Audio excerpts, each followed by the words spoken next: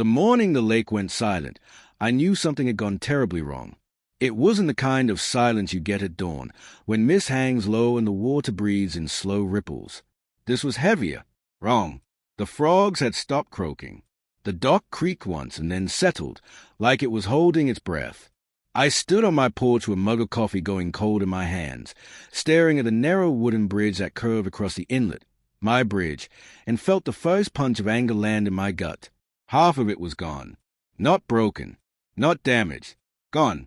Jagged posts stuck up from the water like snap bones. Fresh tire tracks cut through the mud along the shoreline. Orange spray paint marked the remaining planks with neat, bureaucratic symbols. I didn't need to see the laminated notice flapping from a stake to know exactly who had done this. The HOA. For 23 years, that bridge had connected my side of the lake to the main road. I built it myself with my father, one summer when the water was low and the mosquitoes were merciful. It wasn't just wood and bolts. It was history, access, survival. And overnight, the Homeowners Association from the luxury resort downstream decided it no longer had a right to exist. They called it an unauthorized structure. I called it theft. What they didn't know, what no one bothered to ask, was that the bridge was only the smallest piece of what I controlled on this lake.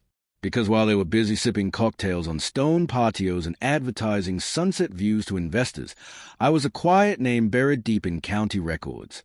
The dam? That was mine.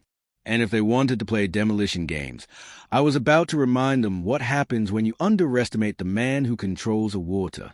I didn't storm down there that morning. I didn't call the sheriff or the county office or scream into voicemail boxes like they expected.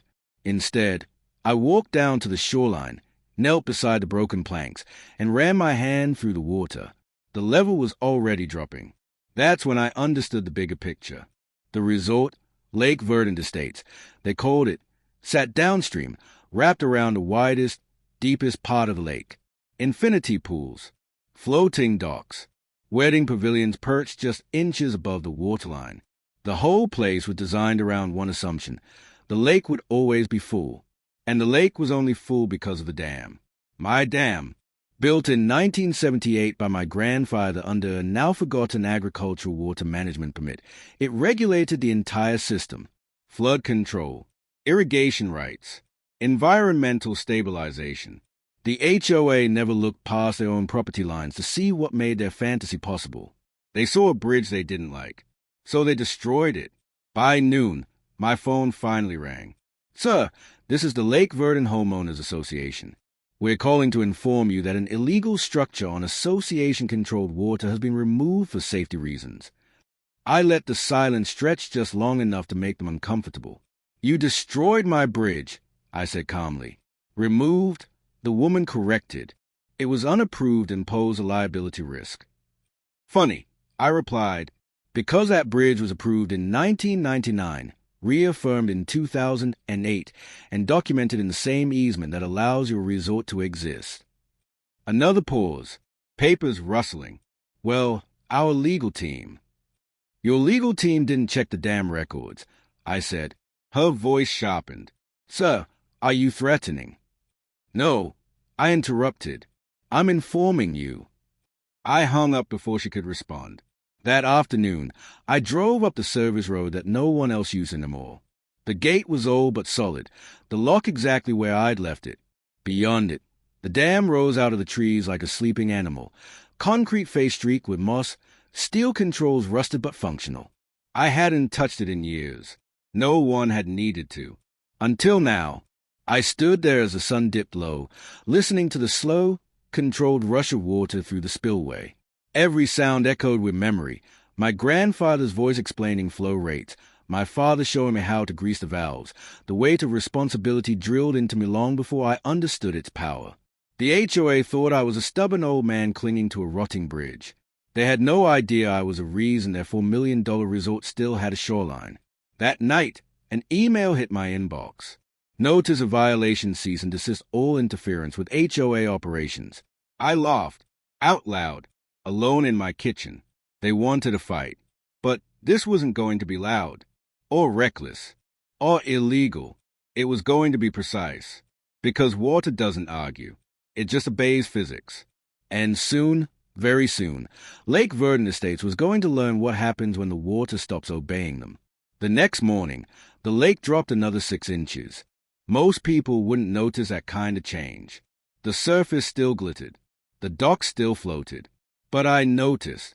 I'd lived long enough beside this water to read it like a pulse. The rocks along the shoreline were beginning to show their pale, dry scars. The reeds leaned at an angle they shouldn't. The lake was exhaling. I hadn't touched the dam yet.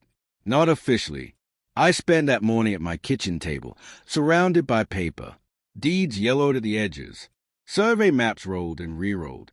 County permits stamped with seals no one using them all.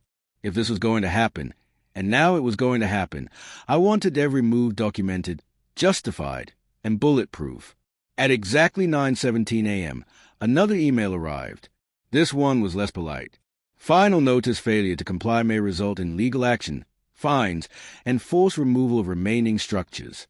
They'd CC their lawyer this time. Big mistake. I poured myself a fresh cup of coffee and hit reply. The bridge was constructed under Easement 14B, recorded June 12, 1999, Parcel 7C. The waterway is governed by Agricultural Water Control Permit AWC 7781. The dam regulating lake levels is privately owned and maintained by me. Any further interference constitutes trespass and interference with licensed water infrastructure. I suggest you consult county hydrology records before contacting me again. I attached 3 PDFs. Then I waited. The HOA's confidence evaporated faster than the water. By noon, the resort's group chat, one I'd been quietly added to years ago during a zoning meeting, was buzzing. Complaints started popping up like mosquitoes at dusk. Is the waterline supposed to be this low? Our dock ramp is scraping. Wedding photos scheduled this weekend. Anyone know what's happening? I said nothing. Silence is unnerving when people expect compliance. At 1:30 p.m., my phone rang again. Different number this time. Mr. Hale, a man said. Confident voice. Practice calm. This is Robert Klein, legal counsel for Lake Verdant Estates. I leaned back in my chair. Ah, you found me. We seem to have a misunderstanding, he said smoothly. Our association acted under the assumption that the bridge was an unpermitted hazard. And you assumed wrong. Well, he continued, we're willing to discuss reconstruction options, provided the structure meets our safety standards. I smiled. You destroyed my bridge without notice, I said. That's not a misunderstanding. That's demolition. There was a pause. Then, we're also concerned about the sudden fluctuation in lake levels. Of course you are. The lake is operating within permitted parameters, I replied. Seasonal adjustment. Seasonal, he echoed. It's June. Yes, I said, and water rights don't care about your calendar. His tone hardened. Are you intentionally altering water flow in retaliation? I laughed softly. Retaliation would imply emotion. This is maintenance. Another silence, longer this time. Mr. Hale, Klein said finally, the resort represents millions in property value. Any action that damages. Your amenities. I cut in. Your infinity pool, your floating bar, your dockside fire pits. He didn't answer. Let me explain something. I continued, my voice calm but sharp. Your resort was built on a promise you never verified. You assumed the lake was permanent, stable, guaranteed. It is, he insisted. It was, I corrected, because I made it so. That got his attention. You see, I said, the dam isn't decorative. It's adjustable, designed to protect farmland downstream during heavy rains and to reduce mosquito breeding during dry seasons. Everything I'm doing is allowed, documented, filed. You're draining the lake, he accused. I'm restoring it to its natural operating level. He exhaled slowly. This doesn't benefit anyone. It benefits me, I replied. I need access restored to my property. You took that away. So this is leverage. No, I said, this is consequence. I hung up.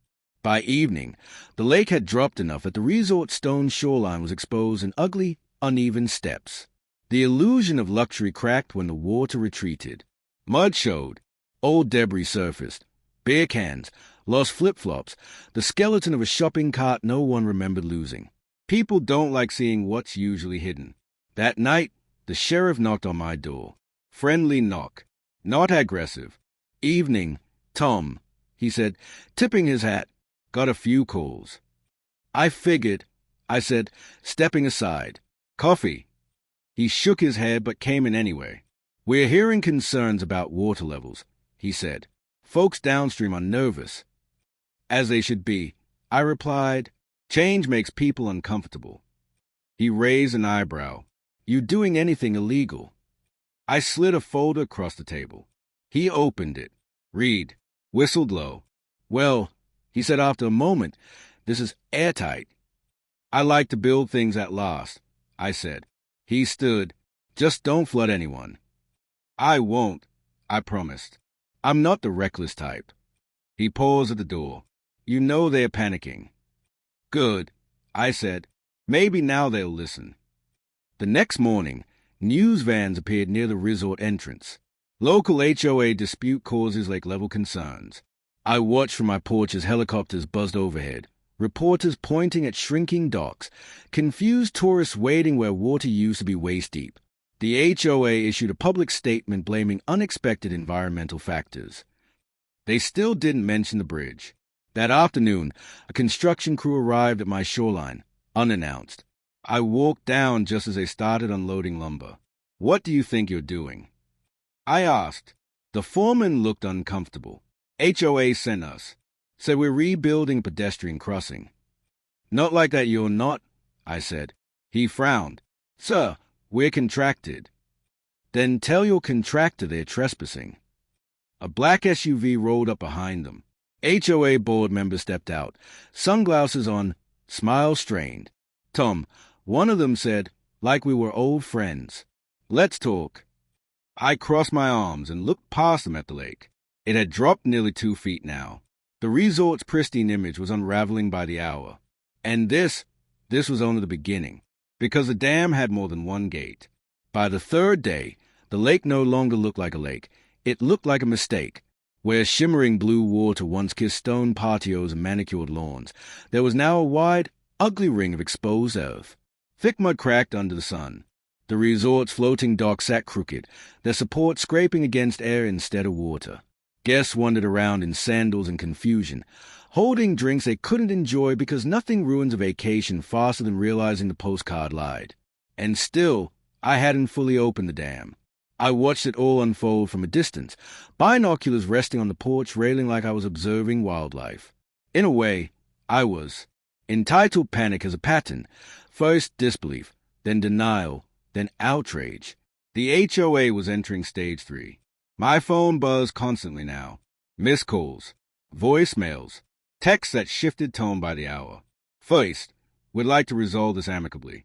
Then, you're causing measurable financial damage. Finally, you will be held personally liable.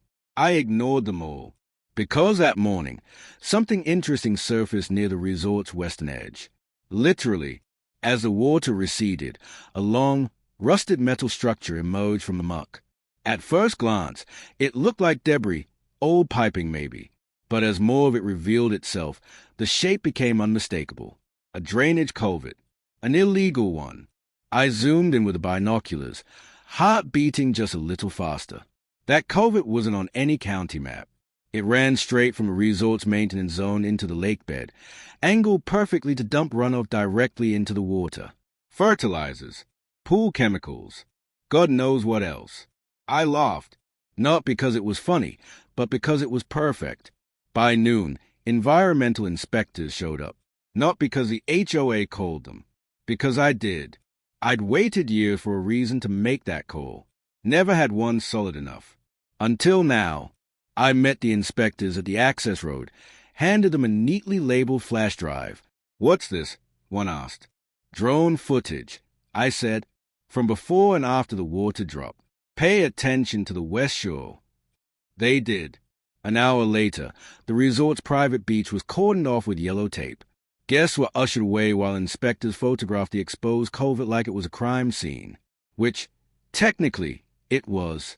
The HOA president, Mark Allison, a man whose smile had always looked stapled on, stormed across the mud toward me when he saw my truck parked nearby.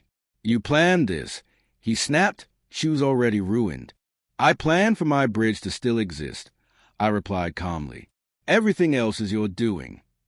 You're manipulating water levels to sabotage us." "No," I said. "I'm letting the lake tell the truth." His face reddened. "Do you have any idea what this is costing us?" "Yes," I said. "Do you have any idea what that culvert is costing the ecosystem?" He froze. Inspectors don't miss much, but they especially don't miss obvious violations that suddenly become visible thanks to a lowered waterline. By late afternoon, the HOA's lawyer was back on the phone. His confidence was gone. "Mr. Hale," Klein said, voice tight, "we need to de-escalate." "You had that chance," I replied. "The environmental implications here are significant." "Funny how the environment matters now." "We're prepared to rebuild your bridge," he said quickly, "at our expense, immediately." "Original design," I said. "Same materials, same location." "Yes, of course." And I added, "A written acknowledgement of easement rights. Recorded." He swallowed audibly. "We can arrange that." "Good," I said, "because I'm not done yet." He hesitated. "What does that mean?" "It means the lake hasn't finished dropping." The line went dead. That evening, the resort canceled 3 weddings. The photos would have been awful anyway. Brides standing beside mud flats, grooms pretending not to notice the smell. Refunds were issued. Social media lit up. Influencers complained. Reviews tanked in real time. And then the investors showed up. Black sedans, polished shoes stepping carefully around puddles and exposed roots. Men and women who didn't care about bridges or dams, only returns. They demanded answers. The HOA gave them excuses. I gave them facts. Because one of those investors, an older man with sharp eyes and a sharper mind, found his way to my porch just before sunset. "Mr. Hale," he said, extending a hand. "I'm Richard Vaughan." I shook it. "You own 20% of the resort." His eyebrow lifted. "You've done your homework." "I live upstream," I said. "You learn things." He looked out over the lake. "Is this temporary?" "That depends," I replied. "On what?" "On whether the resort continues pretending it owns what it doesn't." He nodded slowly. "You're not wrong." We stood in silence for a moment. Then he said, "The dam, how much control do you have?" "All of it," I answered. He exhaled. "Then this ends when you say it ends." "Yes," I said, "but not how you think." The next morning, I opened the secondary gate. Not enough to flood anyone. Just enough to accelerate the drawdown. The lake dropped another foot, and with it, more secret surfaced. Old retaining walls built past permitted boundaries. Unauthorized pilings. Electrical lines too close to the original high water mark. Every violation hidden for years by convenient water levels. The inspectors came back. Then they stayed. Fines were discussed. Permits questioned. Construction halted. The HOA board resigned by noon. Mark Allison didn't look at me when he passed my driveway in a rental car. By dusk, my bridge reconstruction began, this time under my supervision. The same design, the same curve, stronger supports. As the first beams went into place, I felt something shift. Not victory, balance. The lake was lower, yes, ugly in places, but honest. And honesty, once exposed, has a way of reshaping everything. Because tomorrow, I wasn't going to open another gate. Tomorrow, I was going to close one. And that decision would change the future of Lake Verdon forever. The morning I closed the gate, the lake stopped falling. Not immediately, not in any dramatic, cinematic way, but gradually, almost shyly, like it was waiting to see if I meant it. Water slowed through the spillway, the roar softening into a steady murmur. The exposed mud still steamed under the sun, but the line of retreat had paused. That pause terrified them more than the drop ever had, because decline can be blamed on circumstance. Stability demands explanation. By mid-morning, My phone rang again. This time, it wasn't the HOA or their lawyer or even an investor. It was the county. "Tom," said Elaine Porter, head of water resources, "we need to talk." "I figured," I replied. "You want to come up, or should I come down?" She sighed. "Let's do this in person." An hour later, 3 county vehicles parked along the access road. Elaine stepped out with a clipboard, flanked by a hydrologist and a man from legal. They didn't look hostile, just wary, like people approaching a dog they weren't sure would bite. We walked together toward the dam. "You've got everyone on edge," Elaine said carefully. "I noticed." "You're within your rights," she admitted, "but you're also within a very small margin of chaos." I stopped walking and turned to her. "I haven't flooded a single downstream acre. I haven't violated flow minimums. I haven't touched protected wetlands." The hydrologist nodded reluctantly. "He's correct." Elaine pressed her lips together. "The situation is politically uncomfortable." "Then maybe the county shouldn't have let a luxury resort build its identity on a private dam it doesn't control," I said. She didn't argue that. We stood at the control panel, the old metal levers catching the light. I rested my hand on one, not moving it, just reminding them it was there. "What do you want?" Elaine asked finally. I considered the question, not because I didn't know the answer, but because saying it out loud would make it real. "I want recognition," I said. "Recorded. Enforced. No more pretending the dam is a background feature." "And the bridge?" "Already being rebuilt. Properly." "And the lake level?" the hydrologist asked. "I'll bring it back," I said. "Gradually. Safely." Elaine studied me. "In exchange?" I met her eyes. "Oversight. Real oversight. Of the resort. Environmental compliance. No more shortcuts buried underwater." Silence. Then she nodded. "I can make that happen." By afternoon, the first official county notice went out. Lake Verdant under environmental review, temporary water level adjustments authorized. The tone shifted instantly. News coverage stopped calling it a dispute and started calling it a reckoning. And the resort, once so loud, so confident, went quiet. But quiet doesn't mean peaceful. That evening, someone cut the temporary power line running to my bridge site. Clean cut. Intentional. The construction crew packed up early. I found the damage just before dark, the ends of the cable still warm. I didn't call the sheriff. I fixed it myself. Because escalation wasn't what they wanted. Intimidation was. Later that night, a drone hovered over my property. Low. Obvious. A blinking red eye in the dark. I stood on my porch and waved. The next morning, a cease and desist letter arrived accusing me of harassment, economic coercion, and misuse of infrastructural authority. I framed it. Then I received something more interesting. A resignation letter. Not from the HOA board. They were already gone, but from the resort's general manager. 2 pages. Carefully worded. Full of phrases like irreconcilable operational challenges and unmanageable external dependencies. Translation: the illusion was breaking. I walked down to the bridge site and watched the crew bolt the final supports into place. The wood was fresh, clean, solid.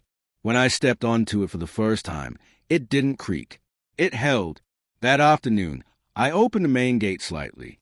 The lake responded. Slowly, patiently, water crept back toward the exposed shoreline. Not enough to hide everything, just enough to soften the damage. People gathered to watch. Some cheered, some scowled. Most just stayed, as if trying to understand how something so constant could be so conditional. That's when Richard Vaughan returned. This time, without the confidence. "The investors are meeting," he said. "Tonight." "And?" I asked. "They're considering pulling out." I raised an eyebrow. "That's a shame." "It's not just about the money," he said. "It's about control. They don't like variables they can't dominate." I smiled faintly. "Neither do I." He hesitated. "They want to buy the dam." I laughed, out loud, hard. "No," I said simply. "Name your price," he pressed. "It's not for sale," I said. Because the moment I sell it, the lake stops being a lake and becomes a prop. He studied me. You're serious? I've never been more serious. He nodded slowly. Then this ends with compromise, or collapse. Those aren't my only options, I said. That night, the investors voted. Half pulled funding. The other half demanded restructuring. The resort's expansion plans were shelved indefinitely. The next day, county inspectors issued formal violation notices based on the exposed infrastructure. Fines followed. So did lawsuits. But not against me. Against the HOA. Against the developers. Against the contractors who cut corners assuming water would hide their sin forever. And as the lake slowly returned to a sustainable level, something else returned with it. Respect. Not admiration. Not gratitude. But caution. People stopped assuming the water was theirs. They started asking permission. Because when you turn a valve that controls millions of gallons, you don't just move water. You reveal who's been lying about where the power really flows. And the lake, quiet, patient, observant, remembered everything. The lake returned the way a scar heals, not to what it was, but to something altered, tougher, more honest. By the second week after I reopened the main gate, the waterline had climbed enough to lap against the rebuilt bridge. The boards darkened as they absorbed their first real weight of moisture, the grains swelling and settling into its purpose. I walked across it every morning, not because I needed to, but because I could. On the far side, the resort looked smaller, not physically, but spiritually. The manicured confidence was gone. Fewer guests wandered the paths. The floating bar stayed closed. The infinity pool was drained for inspection, a cracked shell staring at the sky. Money can buy luxury. It can't buy immunity. County oversight became permanent. Inspectors showed up unannounced now, clipboards in hand, cameras ready. The West Shore culvert was capped and documented as evidence. Contractors worked under supervision, tearing out illegal pilings and retrofitting retaining walls that should have never existed. Every fix cost money. Every delay cost reputation. And reputation, once cracked, doesn't float. I got letters. Real ones. Handwritten. A couple who'd bought a lakeside condo as their retirement dream. A wedding planner whose season collapsed overnight. A bartender laid off when the resort cut staff. Not all of them were angry. Some were grateful. Thank you for standing up to them. One read, they treated everyone like scenery. I folded that one carefully and put it in the desk drawer. Others were furious. They called me selfish, vindictive, a tyrant. I understood that too, because when a system is built on comfort, the person who disrupts it always looks like the villain, even when they are just restoring balance. One afternoon, Elaine Porter returned alone. She looked tired. They are proposing a settlement, she said, sitting at my kitchen table. A formal water use agreement. Shared oversight, emergency protocols. And I asked, they want your signature. I read the document slowly, every clause, every loophole they thought they'd hidden. When I finished, I slid it back to her. Add one thing, I said. She raised an eyebrow. What? A public acknowledgement, I said, from the resort, about what they did to the bridge and the lake. Elaine frowned. They won't like that. They don't have to like it, I replied. They just have to tell the truth. It took 3 days, but eventually the statement went live. No press conference, no apology tour, just a carefully worded post buried on their website. Lake Verdant Estates acknowledges that prior actions resulted in unauthorized alterations to privately owned infrastructure and unintended environmental impacts. We commit to transparency and compliance moving forward. It wasn't poetic, but it was enough, because words have weight when they are recorded. The lawsuits continued. Contractors pointed fingers. Developers claimed ignorance. The HOA, what was left of it, dissolved completely. And then something unexpected happened. The lake changed its behavior. With the illegal drainage capped and the flow normalized, algae blooms decreased. Fish returned to areas they'd abandoned years ago. The water cleared in places it hadn't been clear in decades. The resort's own environmental consultant published a report confirming it. The same water they'd exploited was now healthier because it had been allowed to breathe. Irony has a sense of humor. One evening, as the sun set low and orange across the water, Richard Vaughan showed up one last time. He looked older. "We're selling," he said. I nodded. "Figured." "Not to another developer," he added. "To a conservation trust. They want to convert part of the property into protected shoreline." That surprised me. "They won't make as much," he said, reading my expression. "They'll make enough," I replied. He sighed. "You know, if you just negotiated quietly, this could have been avoided." I met his gaze. If they'd asked quietly, none of this would have happened. He smiled faintly. "Fair." As he turned to leave, he paused. "You ever think about what would have happened if you'd opened all the gates?" "Every day," I said. "And I didn't need to," I replied. That night, I walked down to the dam. The moon reflected off the water in broken silver lines. The control lever stood still, patient, waiting. Power is loud when it's abused. But real power? Real power sits quietly until it's needed and stops the moment a lesson is learned. The lake had taught them. It had taught me too. Not about revenge, but about restraint. Because draining the lake wasn't the point. Making them see it was. And now, as the water settled into its new equilibrium, the result, what remained of it, had to learn how to exist without entitlement, without assuming permanence, just like everyone else. A year later, the lake no longer made the news. That's how I knew it was healthy. The water rested at a steady level now, neither swollen nor starved. The shoreline had reshaped itself naturally, reeds thick where concrete once pressed too close, fish spawning in coves that had been silent for years. The dam did its quiet work. Gates adjusted only when weather or season demanded it, not when money or ego did. The bridge held. People cross it every day, walkers, cyclists, kids daring each other to run across without looking down. No one questioned whether it belonged there anymore. Ownership, once acknowledged, stopped being controversial. Lake Verdant Estates didn't exist as it once had. The name remained, but the meaning changed. The floating bar was gone. The wedding pavilion dismantled. Half the shoreline now fell under conservation easement, protected from future improvements. What remained of the resort had become something smaller, humbler, cabins instead of condos, kayaks instead of jet skis. The kind of place that worked with the water instead of trying to dominate it. I liked that. Not because I'd won, but because the lake had. Every so often, someone would recognize me in town. "You're the damn guy," they'd say. I'd nod.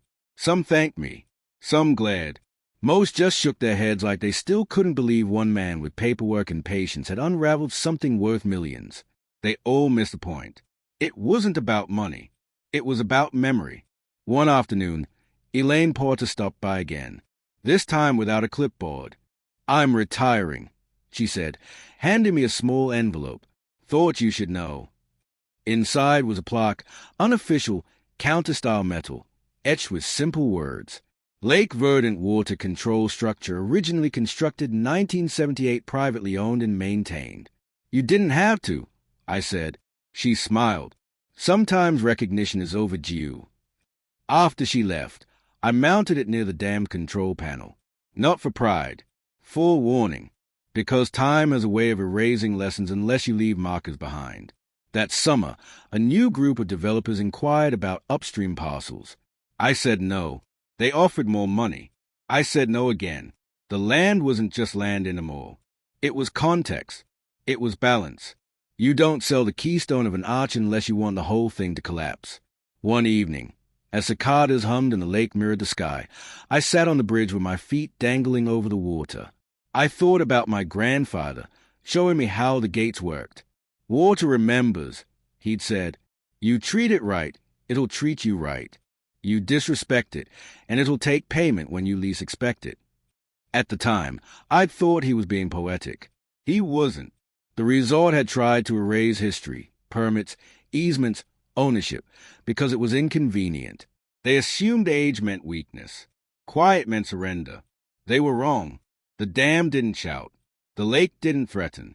They simply waited. And when the moment came, they revealed the truth hidden beneath the surface.